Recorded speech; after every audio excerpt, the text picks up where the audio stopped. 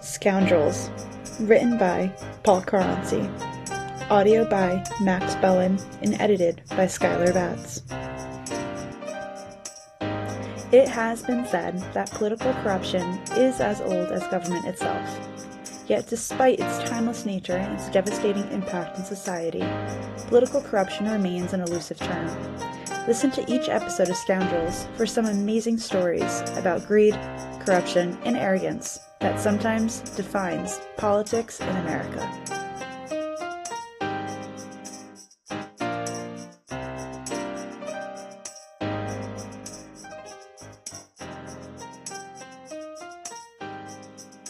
In the midst of these investigations, police were given a tip to look into a questionable sewer construction contract in Cranston. The investigators found themselves on the trail of Michael Piccoli, a contractor from Smithfield. Within months, the investigators had built an overwhelming case that Piccoli had padded his construction bills in Cranston and paid kickbacks to Cranston city officials. The investigators also found evidence that Piccoli had been wheeling and dealing at the state central landfill, which he had overseen as a Depreet-appointed member of the board of the State Solid Waste Management Corporation. The authorities had Piccoli dead to rights. They invited him downtown for a conversation. After listening to the charges he faced, Piccoli said he would cooperate. "I can't give you the governor," he said, "but I can give you Dennis." Michael W. Piccoli had been trying to become part of the Depreet contractor store for years. As a principal in Piccoli & Sons, a paving company, he had tried desperately to get the attention of Depreet. He was a political contributor going back to Depreet's mayoral days. He paved Depreet's driveway free of charge, served as a political fundraiser, and helped erect Depreet for Governor signs. This kind of activity was nothing new for Piccoli. Throughout the 1980s, he made millions off the city of Cranston on sewer and other projects. In exchange, he paid for the driveways for city officials, and in some cases, the relatives of city officials at no charge. Certain court documents show that Piccoli signed a contract to pave a road. While the contract required the use of 4 inches of asphalt, Piccoli only used 2 inches. To protect himself from any backlash, Piccoli provided perks to the public officials. To one, he gave money to take his family to Disney World. For another, he dug the hole in his backyard so the official could have a pool installed. The court records show that he even became upset when one city official had his driveway paved by another firm. Piccoli complained that he should have been given the opportunity to perform the favor. He took Mayor Michael Trafficante to the luxury box at Fenway Park, a perk worth about $4,000. Trafficante didn't refuse. He took others golfing, and still others were invited as his guest to his Florida condominium. It didn't seem to matter to Piccoli that the taxpayers of Cranston paid the bill in the form of inflated contract charges. While Depreet stumped the state, promising an ethical revolution in government, Piccoli & Sons labored at the candidate's house. Workers installed curbing, put in a new driveway, and resurfaced the tennis court. The work took 3 days, and despite the $7,000 to $10,000 cost indicated in court records, Depreet paid nothing for the work. For his loyalty to Depreet, Piccoli's reward came in the form of an appointment to the Board of Commissioners of the state's Solid Waste Management Corporation, a quasi-public agency that owned and operated New England's largest landfill in Johnston. He also received an invitation to join the exclusive Friends of Depreet, the governor's campaign finance committee. Perhaps most significantly, Piccoli had the opportunity to befriend Dennis Depreet, and the two began meeting routinely for lunch in some of the city's finest restaurants. According to Piccoli's later testimony, Dennis Depreet asked Piccoli to keep him informed of state work coming up at the central landfill. Piccoli told Depreet of his own interest in state work.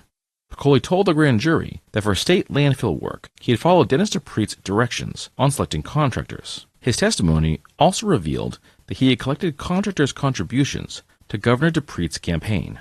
Just 4 years later, Attorney General O'Neill was once again in that now all-too-familiar position of dealing with accomplices in order to get the Depreets. In a meeting with Piccoli, O'Neill recited the bad news. There was evidence, said O'Neill, that Piccoli had been fleecing the taxpayers for years. In Cranston, he'd stolen hundreds of thousands of dollars, submitting false bills and bribing city officials. At Solid Waste, he had used his position to shake down contractors. Piccoli sat in silence. The only time he betrayed emotion was when O'Neill told him his wife was also in trouble for having apparently cooked the company books. Though contractor's face flushed, the Attorney General brought up the state's investigation of the Depreets and asked for Piccoli's cooperation. "I can't give you the governor," responded Piccoli, "but I can give you Dennis." Michael Piccoli pleaded guilty to taking $90,000 in bribes for state and Cranston City contracts. Piccoli testified that he would let staff of the RI Solid Waste Management Corporation know if the contractor in question was the choice of Dennis Dupree by looking out the window toward the State House and nodding. Piccoli also arranged some of his own deals with landfill contractors. One gave him $200 in cash a week, Piccoli later told investigators, which he put in his pocket for walking around money. According to court records, Piccoli told a state police detective that he once gave the solid waste chairman, Richard A. Johnson, 10 $100 bills, asking Johnson to cut him in on any deals he had cooking, to become a player with me.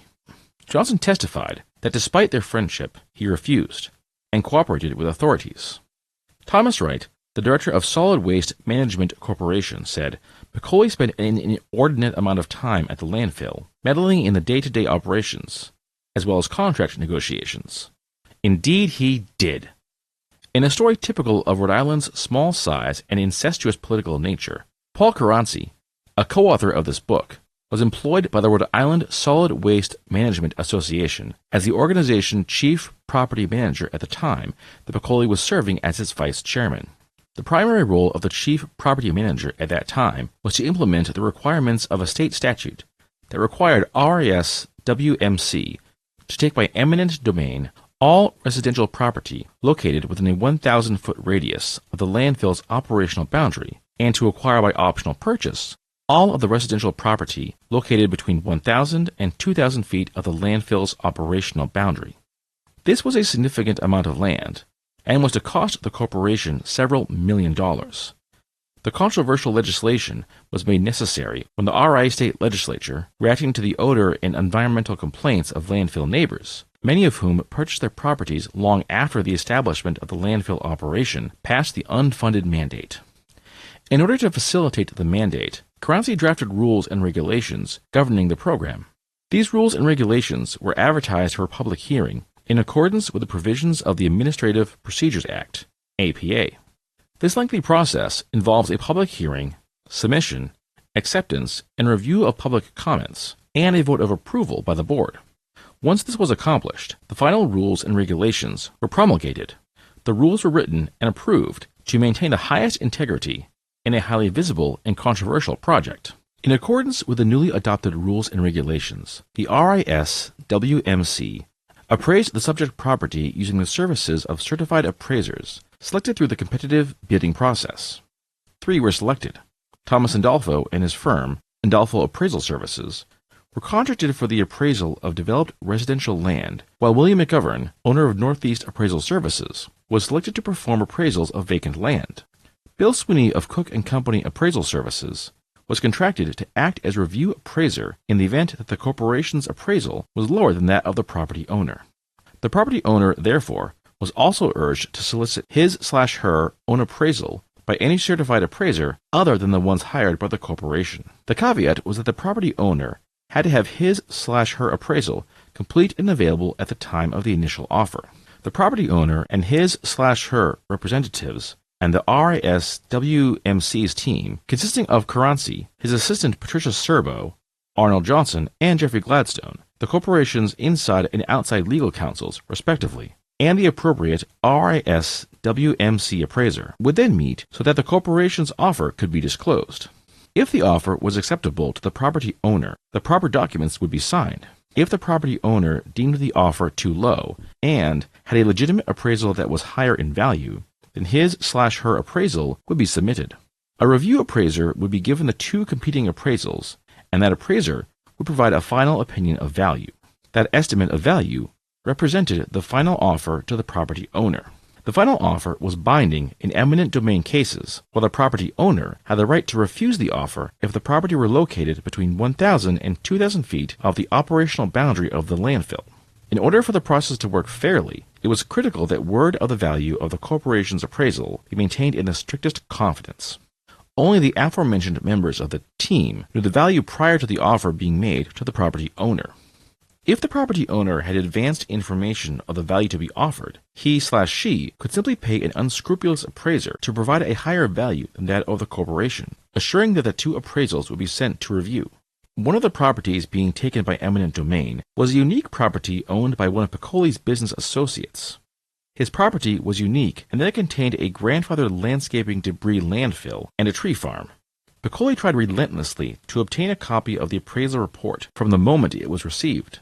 Despite Piccoli's threats, Caranci would not disclose the appraised value, which appeared to be high due to the unique nature of the property. Finally, on a Friday afternoon, when the pressure from the board's vice chairman became too much for Caranci to deal with, he notified RISWMC director Thomas E. Wright of Piccoli's intimidation tactics.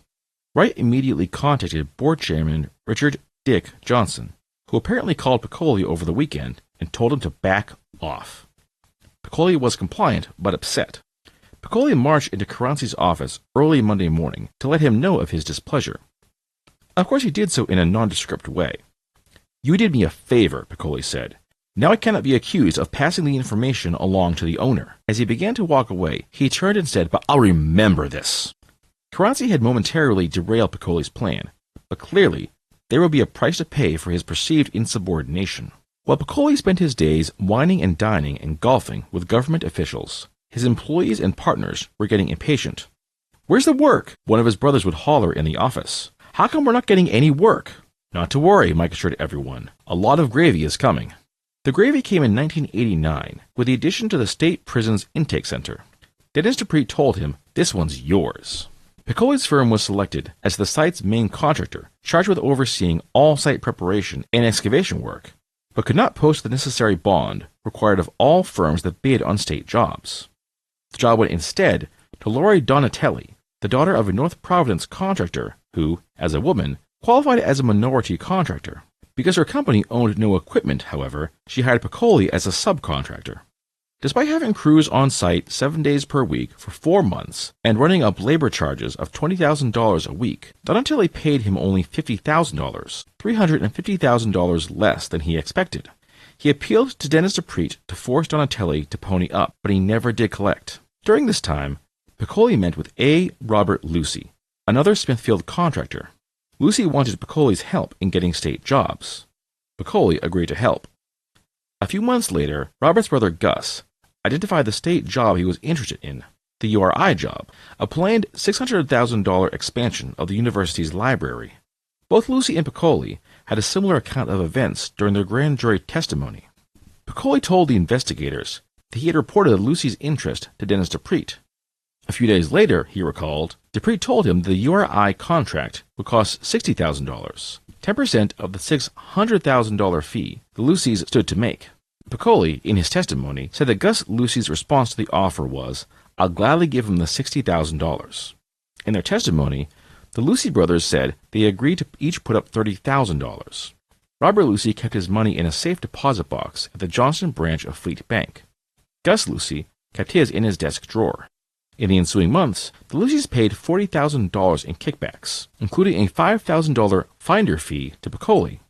The sum also included a $10,000 campaign check to Victory 90, a Dupree-sponsored Republican fundraiser featuring President George H.W. Bush. That was an extortion, in my opinion, Gus Lucy later testified. Piccoli testified that he later extracted some revenge for Dennis Dupree's failure to get Piccoli's money from Donatelli for the prison job. When Lucy gave Piccoli an envelope containing $15,000 meant for Dennis Dupree, Piccoli removed $5,000 and gave only the remaining $10,000 to Dennis. But Piccoli's firm could never recover from the losses on the prison job. In the spring of 1991, the Providence Journal reported that Piccoli was unable to pay $9,000 in dumping fees owed to the landfill. He was forced to resign from the corporation's board in disgrace. In December, Piccoli and Sons closed down. Piccoli's home in Lincoln was sold, and his Lincoln Continental was repossessed. He was even being trailed by a bookie for not paying several $1,000s in gambling debts. Financial problems notwithstanding, investigators would not let up. They were interviewing Piccoli's former employees and issued a subpoena for all his business records dealing with Cranston. As a result of the information obtained, Piccoli pleaded guilty to 5 felony charges.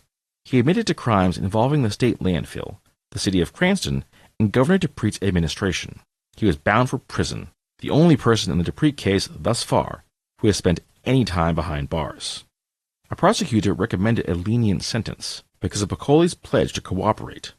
The sentence would later become a subject of controversy when lawyers for the Dupreets noted that the prosecutors had allowed Piccoli to pay just $135,000 in restitution to the city of Cranston, far less than the $1 million he admitted stealing from the city.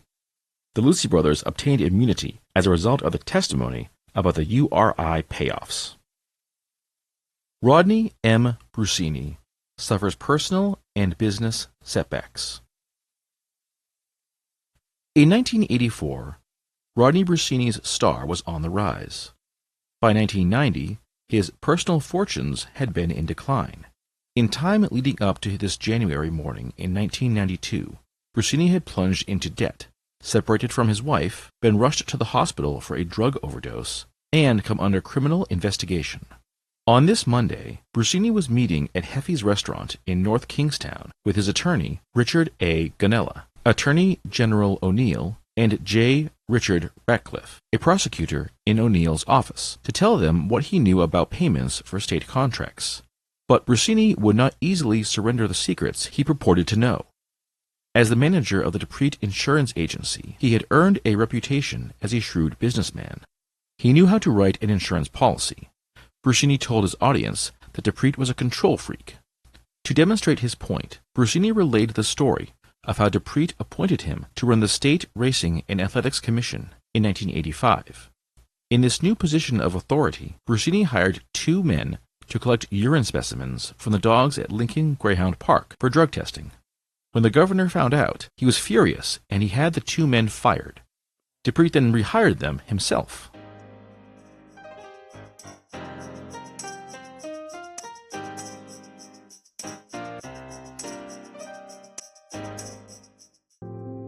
From students to war story aficionados, Caranci's work captivates all. Prepare to be transported to different eras and perspectives. You're sure to find a story you love and can't put down. Visit www.paulcaranci.com now to discover your next unforgettable read. Don't miss out on these captivating historical narratives. Order your copy today and start your journey through time.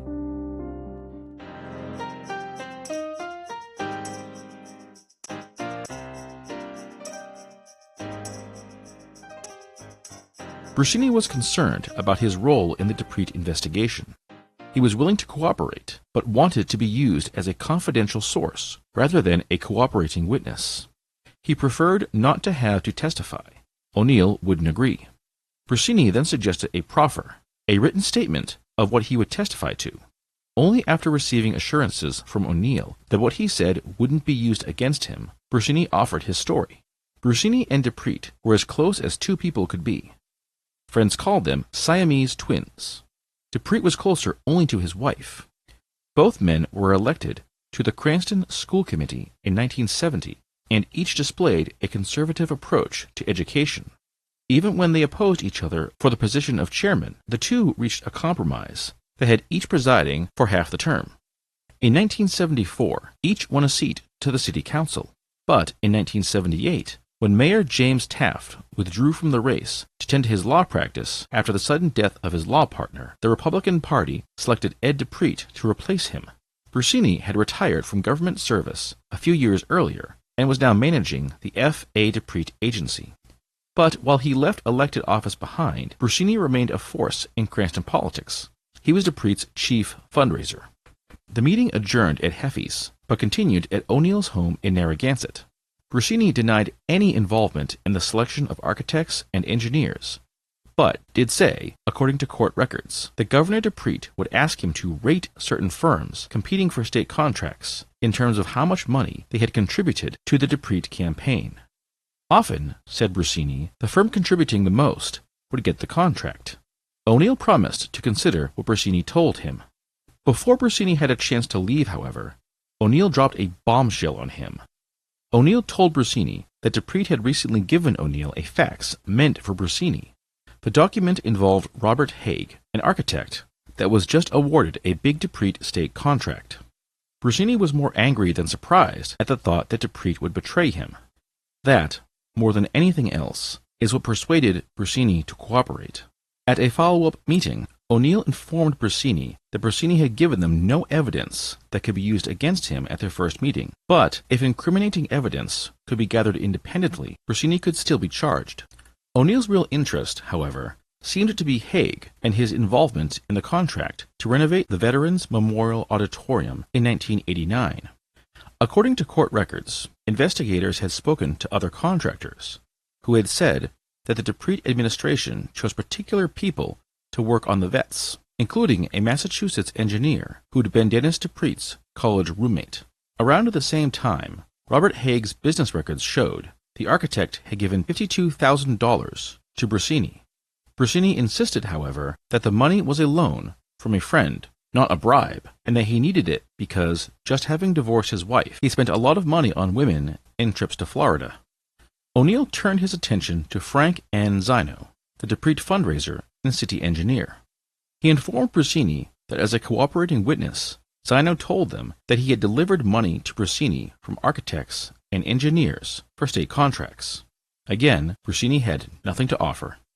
2 weeks later, 2 state police auditors asked Brusini questions relating to the Rosemack building in Providence. This was another Mollicone-owned building that was leased by the Rhode Island Department of Elderly Affairs during Dupree's administration. They asked about Brusini's co-ownership of the building. Brusini denied being a partner. However, court records indicate that when Brusini was presented with a copy of his tax return that had been subpoenaed from Brusini's accountant, indicating that Brusini was a half-owner, Brusini appeared shaken and refused to answer any more questions. The next week, testifying before a grand jury, Brusini again denied that he had been a Rosemack partner. But investigators also found a letter from Brusini's accountant discussing the tax implications of Brusini's desire to stay somewhat anonymous in the acquisition and the lease of this property. According to court records, the Attorney General's office would later draft a list of crimes that Brusini could be charged with. The list included perjury, extortion, and racketeering. By the spring of 1992, while still working at the F.A. Dupree agency, Brusini decided to cooperate and was meeting regularly with investigators and prosecutors. The meetings were long and sometimes became contentious. Brusini often complained about how Dupree mistreated him. Lieutenant Matos would frequently call him a bagman, a term that upset Brusini, who described himself as a fundraiser. Brusini estimated that over the years, he had raised over $4 million for Dupree, raising $1.72 million in 1984 alone. He bragged about raising $350,000 in a single fundraising event that started at Dupree's home and ended at the Alpine Country Club. Dupree's campaign finance team included Michael Doyle, his chief of staff, Dupree's legal counsel, public works director Joseph Pezza, and purchasing director. Brusini sat at the helm. The group met regularly at the mayor's conference table to review lists of contributors, taking note of those with contracts nearing expiration. Those vendors would receive extra tickets. City employees later testified to the grand jury that, as mayor, Dupree personally selected contractors on a routine basis, a practice that continued when he became governor. Brusini met with contributors at the F.A. Dupree Insurance Agency. Everyone knew who Rod was. Engineer Frank Zino told the grand jury. Everybody. Brusini would tell the grand jury that Dupree wanted total control of everything that happened in the city, and through Brusini, he had it. For example, Donald Prout, a local architect, designed the new public library in Cranston, even though Dupree had never asked him for a campaign contribution. But when Prout met with Brusini, Prout said Brusini told him that the mayor wasn't pleased with the level of Prout's campaign giving. "We're businessmen," Prout recalled Brusini saying, "and we have big, big expenses. Without your participation, you know you're not going to be considered for work. We have to work with the people who contribute and help us." Prout refused and was cut off from city work, and eventually from state work as well. Others in the industry saw Prout as an example of why you had to contribute to the Dupree cause. But for each potential bidder that didn't play ball, there were several more that did.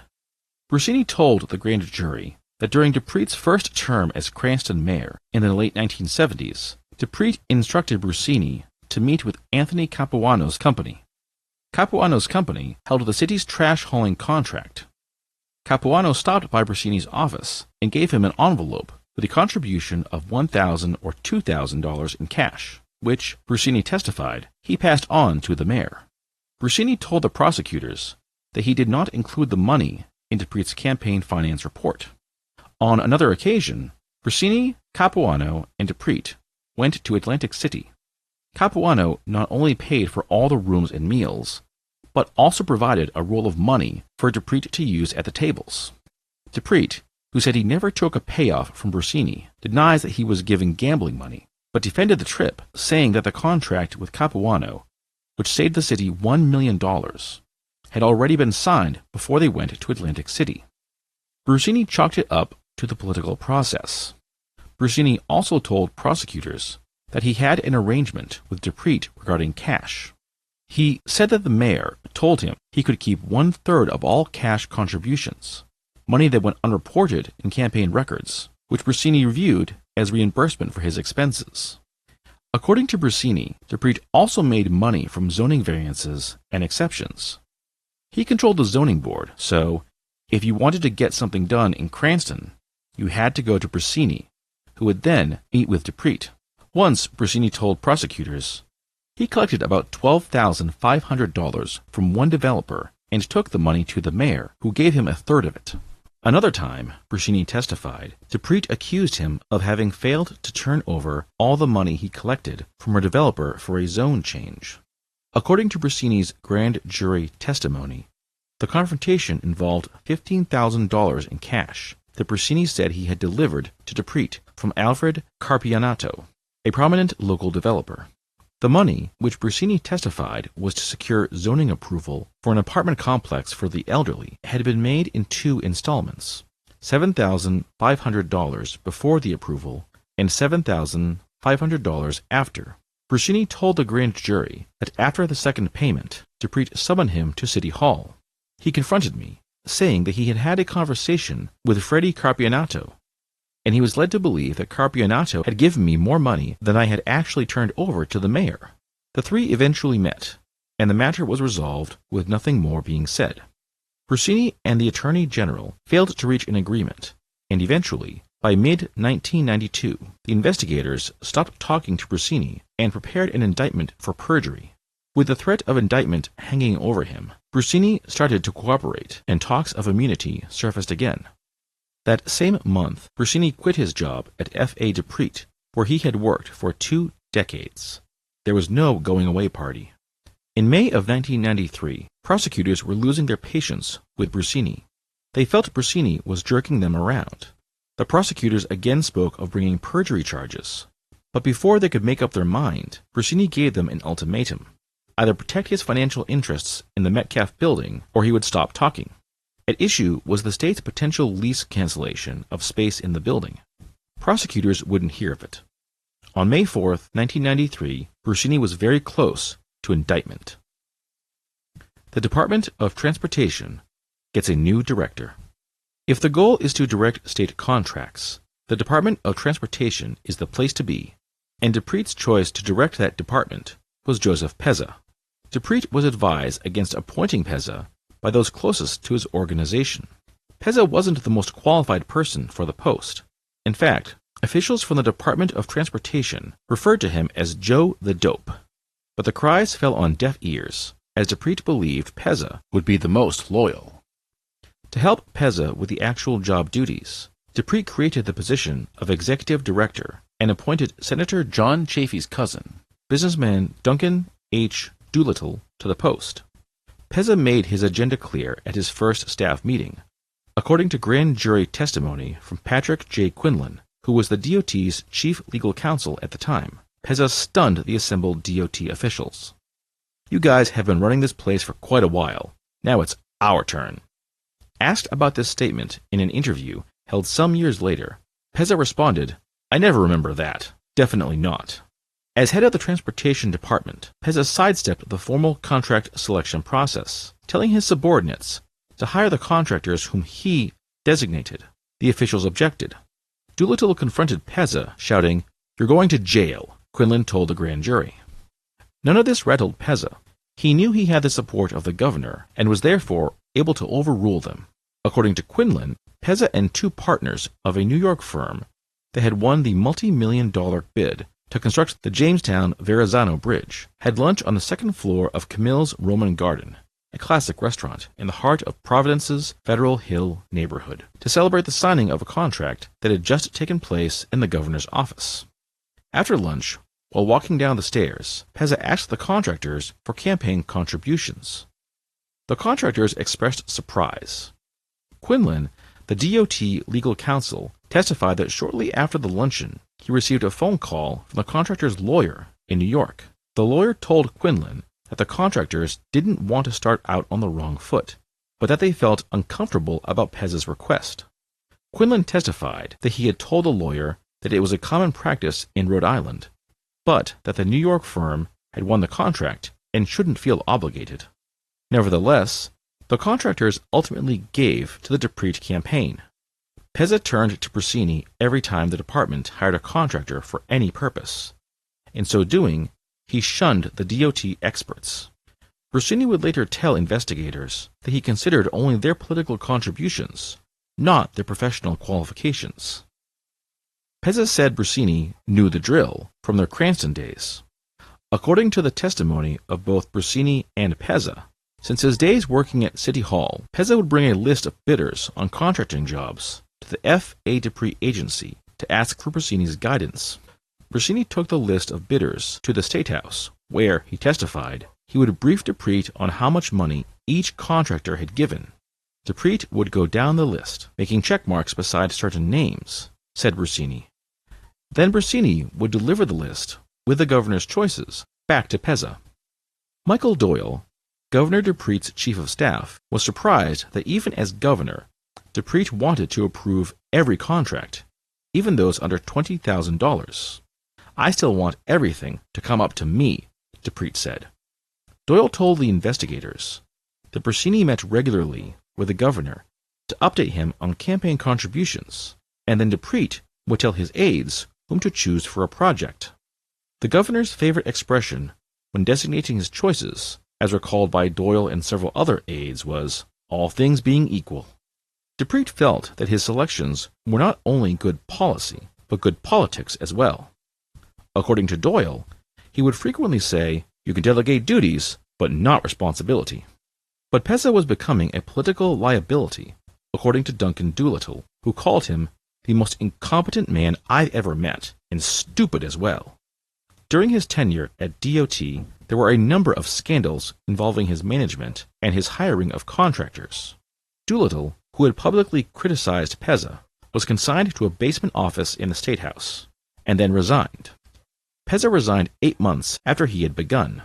Some DOT staffers had T-shirts made up, proclaiming, "I survived Joe the Dope." While Pezza was forced to resign because of the DOT scandals, Dupree's popularity with the voters remained high. The governor survived the scandals, but Brusini did not. With the embarrassment of the investigation into DOT, Dupree publicly expressed dismay and questioned the propriety of Brusini's having communicated with Joseph Pezza. Brusini was told by another Dupree aide that he had to take the heat for the governor. After Dupree's 1986 re-election, Brusini resigned as campaign finance chairman, saying he was burned out. He later told investigators that Governor Dupree had hung him out to dry. He was certainly bitter. He had been Dupree's leading fundraiser since Dupree started his political career. After acting like Dupree's brother, he was now being pushed aside in favor of the governor's son, and Dennis had made it clear that he didn't trust Brusini. The governor had already informed Zino, another Dupree fundraiser, that he thought Brusini was skimming. From now on, the governor told Zino, "Deal with Dennis." Sullivan, Mollicone, and Brusini. Again. Governor Dupree would describe his problem with Brusini as a periodic cooling between old friends. Although Brusini continued his service on the campaign committee, he would liken his situation to having political aides. But according to Brusini's testimony to the grand jury, his old partner, Joe Mollicone, and the governor's mistress would help him patch up his relationship with the governor. In 1985, Bersini, who was then Dupree's finance chairman, Mollicone and Joseph M. Cirilli, purchased and renovated the old Providence Journal building, a beautiful turn-of-the-century structure in the heart of downtown Providence, and were trying to rent space to the state.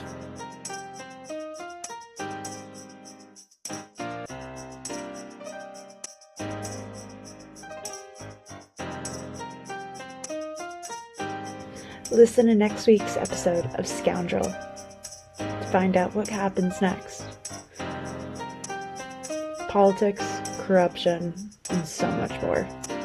Follow along. Thanks for listening.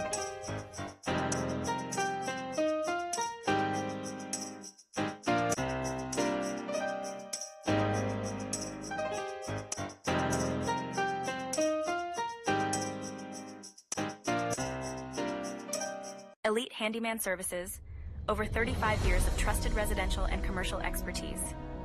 Elite Handyman Services is reminding motorists to slow down in residential zones and arrive alive. Never text or drink and drive. Elite Handyman Services, a name backed with over 35 years of experience in residential and commercial work. A full-service handyman, from home improvements, remodels, electrical, construction, plumbing, they do it all. 401-246-4197. That's 401-246-4197, or log into EliteHandymanServicesLLC.net. Professionals who care.